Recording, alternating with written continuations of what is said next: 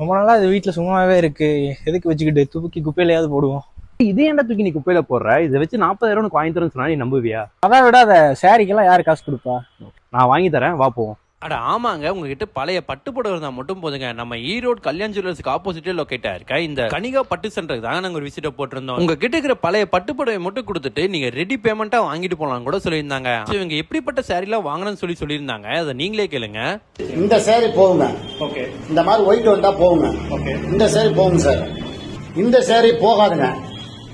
சிகப்பு கலர் வந்தா போகாதுங்க. நாங்க கொடுத்த எல்லா சாரியுமே அண்ணா செக் பண்ணிட்டு எந்த சாரி போகும் எது போகாதுன்னு சொல்லியிருந்தாங்க. அதுல 3 சாரி செலக்ட் பண்ணி கொடுத்துட்டு எவ்வளவு போகும்னு சொல்லி என்ன சொல்லியிருந்தாங்க, அது நீங்களே கேளுங்க. 3 சாரிங்க 49,400 ரூபாய்க்கு போகுங்க. எங்கள்கிட்ட சொன்ன அமௌண்ட் ரெடி கேஷ் அப்பவே கையில கொடுத்துட்டாங்க. நீங்க கிட்ட டைரக்டா கடைக்கு வரணும் கூட அவசியம் இல்லைங்க. அவங்க வாட்ஸ்அப் நம்பருக்கு உங்க சாரி போட்டோ எடுத்து அமிச்சா கூட போதுங்க, அவங்களே பார்த்து வந்து வாங்கிட்டு போயிருவோம்னு சொல்லியிருந்தாங்க. இன்னும் எதுங்க வெயிட் பண்றீங்க? உங்க வீட்டுல பழைய பட்டுப்புடவை இருந்தா கொண்டு வந்து வித்துட்டு